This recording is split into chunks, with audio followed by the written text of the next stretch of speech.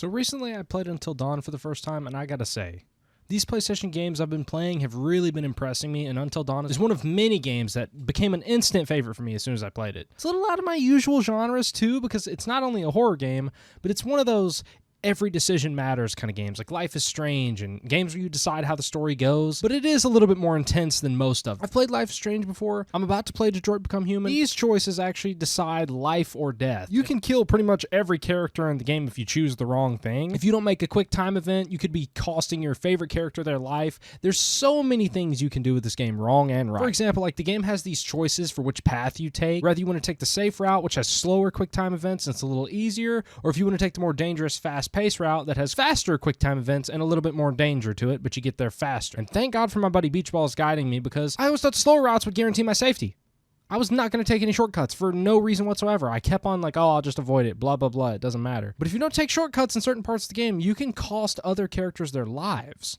Not just the one you're playing as at the time. And that's something I nearly did like 18 million times, because I kept on wanting to take the shortcut route, and my buddy Beach Balls would be like, hey, buddy, you got to rush this she's about to die. He's about to die. Whoever it was, like, he had to go. I really like this aspect of it. If you played the game just bare with no help, no guide or anything, it does give you a reason to replay the game, not only just sections of the game, but the entire. But it stressed me out so much that I probably won't be replaying it anytime soon. And I got the best ending. The story's pretty good as well, and it starts off as your typical horror movie kind of style with all the corny characters like the dumb blonde and the nerdy girl, Jock, the pervert, and the nerdy guy that all horror movies have. They go to a cabin that two people passed away in, and they think it's haunted. Blah, blah, blah, blah, blah. It's pretty bare minimum. It's kind of shitty. It took me a minute to get into the story, and that's why I kind of talk about it like that, but it was really corny. It was just every other horror movie you ever watched. Cabin in the Woods. I mean, just anything you want to throw out there that's just your low-budget horror movie. But then it did blossom into something beautiful by the end of the game. Spoiler warning, this game has been out for like 10 years, so don't come after me for saying this. But you know how everyone keeps on talking about the twist at the end? It's going to be this elaborate, crazy thing. I just honestly didn't feel surprised. I feel like Josh being the killer didn't surprise me because I literally called it before it happened. I often do that with games, but this one's just too easy. First off, why did Josh want to come back to the cabin so bad? You can hear notes of his voice in the killer's recorded messages because the actor that plays Josh has a specific sound. I don't know if it's maybe a lisp. I don't know if it's just the sound in his voice, but I can pick up here and there when he says things with S's in them or H's or anything, like the name Josh, Ashley, Chris, any of those things, there's too many times that he says them in the recorded dialogue for me not to pick up how dull his S's are and go, oh yeah, that's the dude that played damn Bohemian Rhapsody Queen guy. Freddie Mercury. And do I analyze a little bit too much? Do I listen in on voices? Yeah, because I'm always like curious if I can replicate a voice.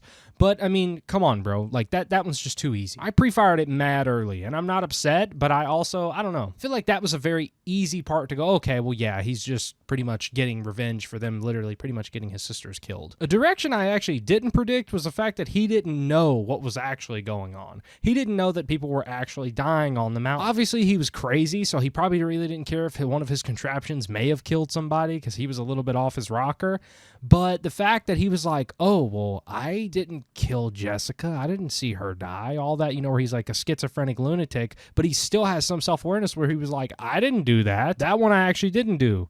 It's like, that's the biggest twist of the game, because that blew my mind. I was like, holy shit, that he's not the one doing everything. And obviously you kind of pick up on that when Jessica does get ripped out of a window. That's beyond human. That's what I was even saying when that scene happened. I was like, okay, well, this isn't just somebody, it's something, because it literally grabbed her and ripped her out of a window with just beyond human strength. I thought the game truly was going to end with a, oh, haha, I got you guys, and I was going to be really upset. Whenever this stuff started happening, like I said, that's when I started tweaking. And then that's when I say the real story begins. Because once they find out, this is where the story goes from good, okay, tolerable, to amazing and great. Realizing that the thing that's been chasing you isn't just some stupid thing that's a part of Josh's plan is terrifying. Now, you do run into the stranger, and he explains that it's a Wendigo and it's been released and what to do to fight them. And then once you discover Hannah's notebook in the bottom of the mines where she's saying she couldn't help but eat her own family just in order to survive, and realizing that she's the damn Wendigo at the end, like that's insane. And I can't believe that she captures Josh.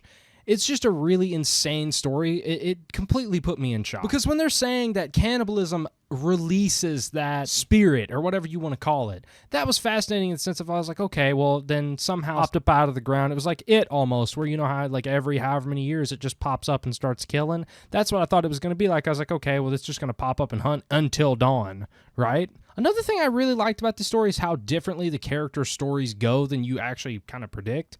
Again, like Mike, for example, it's kind of the stupid bantering between Matt and Mike about the stupid girl, I don't even remember her name, that I'm so glad she nearly died, bro. It goes from this really cheesy, stereotypical horror movie, like I said, and then it develops into something better.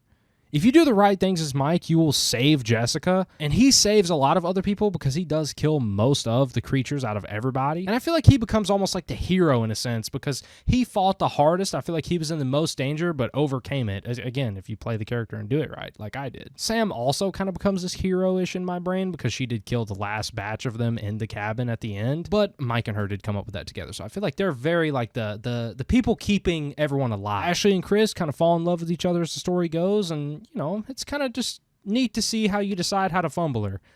Matt just has Stockholm Syndrome for some reason. He's dating the worst person ever. They don't really get a very good story arc either, but one of my favorite stories of all these characters is actually Jessica. She started off as this blonde bimbo that seemed like she knew nothing at all other than, you know, how to comb her hair, and then took a complete 180, becoming the super, super mature person by the end of the game that actually knows, hey, there's something down there, and it's bad. Actually, in my game, since I tried to save her so hard, she now loves Mike. She says this really cute line like, oh, is he here? I want to see him. Is he okay? Talking about Mike, and I thought that was really cool because all the different dialogues you can get for how you treat the characters as each character. The end will completely differ depending on how you made the characters feel, how you did things, how you treated them, whether it was with loyalty or just deciding to save yourself.